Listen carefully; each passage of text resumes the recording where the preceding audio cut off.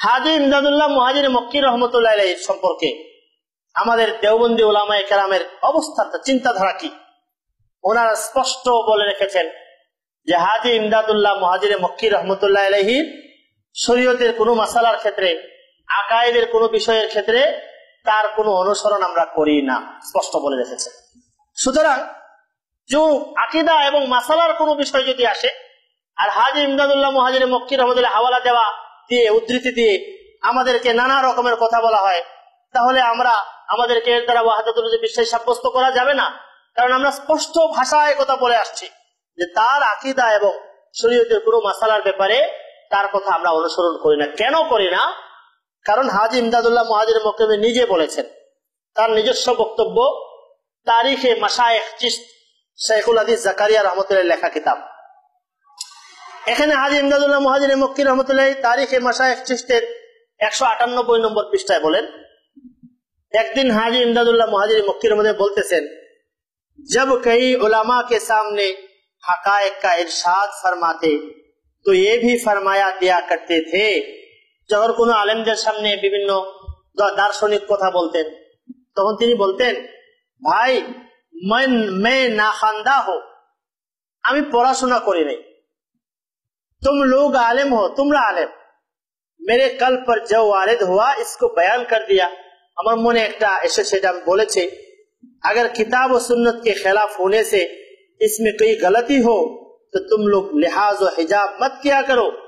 যদি কোরআন সুন্নাহর সাথে সাংঘর্ষিক হয়, ভুল হয়, তাহলে তোমরা লজ্জায় আমাকে বলবা না, এরকম করবা না, ইত্তেলা দিয়ে দিয়া করো, मुझे इत्तेला दे दिया करो, আমাকে জানিয়ে দেবে।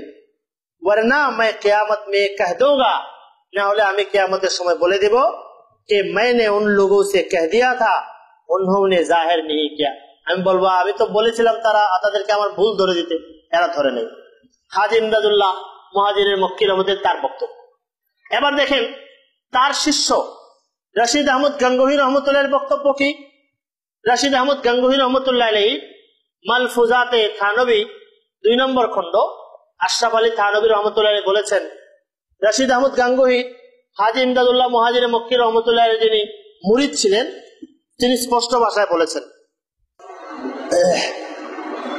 যে হাজী ইমদাদুল্লাহ মুহাজির মক্কি রহমতুল্লাহ বিভিন্ন ফাতাওয়া মে মালফুজাতে হাকিমুল উম্মত 30 খণ্ডের মধ্যে 2য় খণ্ড, এখানে তিনি বলেছেন যে ফাতাওয়া মে উলামা সে রুজু ফরমায়া করতে থে।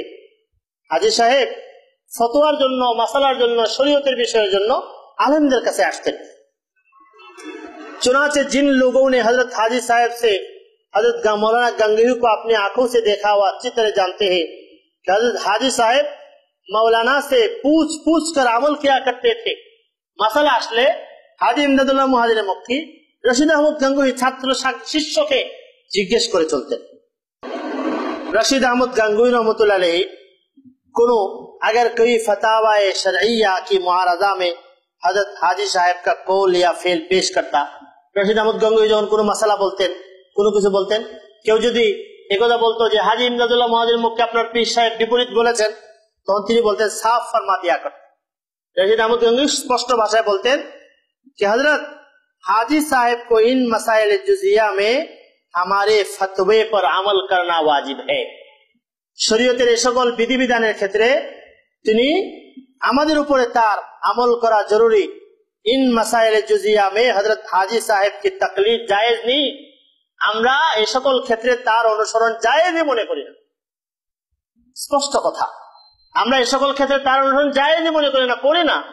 আর তার বক্তব্য, অস্পষ্ট বক্তব্য দিয়ে আমাদেরকে কাফের সাব্যস্ত করা হচ্ছে।